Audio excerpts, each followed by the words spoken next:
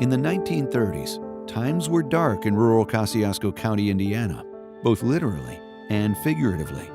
This was true not only in the local community, but throughout the nation. Born January the 9th, 1918, down the southeast corner of this county. I still remember when we first got electricity. So when it got dark, you had to light a light. There was a kerosene lamp. I still have one in the basement. And we had to get our school lessons, our arithmetic and our reading under a kerosene lamp. In the 1930s, farmers and rural families dreamed of the day that electricity would light up homes and farms to bring them an improved quality of life. Well, we dreamed about having electricity for several years before electricity came from the Kosciusko County REMC. Electricity was available in parts of Kosciusko County by private power companies serving the area. But during the 1920s and 30s, the price was much higher than farmers and rural families could afford. But this was all about to change in rural Kosciusko County. And change it did when farmers and rural families banded together to find a way to turn the lights on. I mean, a lot of the neighbors helped put poles in and anything. I mean, everybody was so anxious to get it and do it. So they worked together to do this, and it is just that. It is a cooperative thing. Big ideas for rural America. 75 years ago in Kosciusko County, a small group of individuals had a very sizable idea: start an electric cooperative that would serve a small but growing northern Indiana community. President Franklin Delano Roosevelt signed into law the Rural Electrification Act of 1935, which provided federal loans for the installation of electrical distribution systems to serve rural areas of the United States. For the next 3 years, maps were drawn to include all farms and houses in the county. REA loans were approved, and the powerful journey began with the setting of a single pole. When electricity come through, the wiring switched right over. It met all the standards, and that came through around 1940. When we heard that electricity was coming to our house, and it was always referred to, we farm folk, as juice. And my mother really took it serious. She thought it was juice. And on the day that electricity came to our house, and it was announced in the morning that they were going to turn on the juice, my mother seriously got a dish pan and put out on the dining room table to catch that juice, because she didn't want it to ruin the table. One of the best things that ever hit this country as far as that is, because we got it into the poorer people, and Lord knows then we had plenty of them. A membership fee of $5 was collected with a signed REMC membership application, and power lines began to be built. The total number of applications was just over 1,300, and on October 1st, 1938, the first Kosciusko County REMC office was opened at 114 North Indiana Street, Warsaw.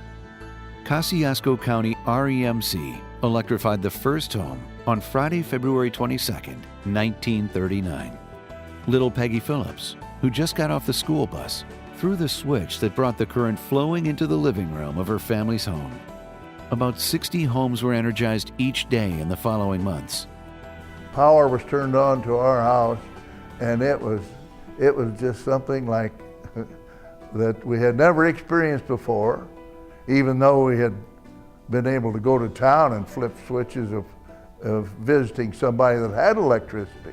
But to have it in your own home, why, it was really a great feeling. I was just a kid, but I remember when that come through, we were milking quite a few cows, and my dad, right off the bat, he bought a milker and hooked that up, because he was a school teacher and had to be gone early in the morning like everybody, and so that was a big help. I think when electricity first went around, I was 19 years old, and before that was kerosene lights, and there was no lights between the house and the barn. You carried your lantern. But from that time on, the living changed, the cooking changed in the homes, You had lights, you had water pressure, you had bathrooms, you had different things. Made life more easier, more enjoyable.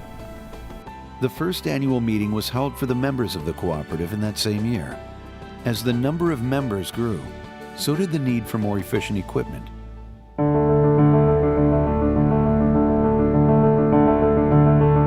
With an idea and $75, Morris Salmon built the first successful self-leveling aerial platform. The rig was used to trim trees and maintain lines. Over the next 10 years, the cooperative grew rapidly.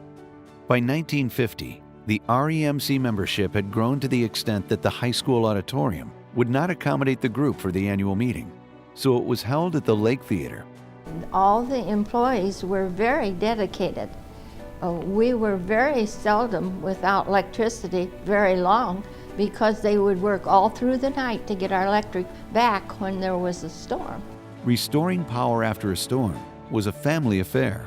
Been here for almost 38 years. When we first started, there was 4 linemen, and at the time the linemen got called out, their wives had to answer the phone and was given $5 a week to take care of that responsibility when their husband was gone.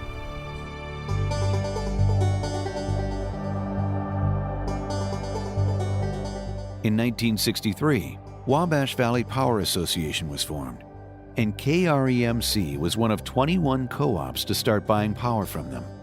Everything was still handwritten, meter reading, bills printed in-house, and all checked by hand. But technology was emerging, like the billing machine, mainframe computers, and we hired our first IT person. By the 1980s, Kosciusko REMC had 12,081 customers and 1,211 miles of line. And through the 2000s, modernization accelerates. After-hours calls were now handled by a call center, and communication with operations personnel in the field included cellular phones. The culmination of the plan was the installation of the advanced meter infrastructure, completed in mid-2013. With the flip of a switch, we have lights. And for most of us, we can never remember being without electricity.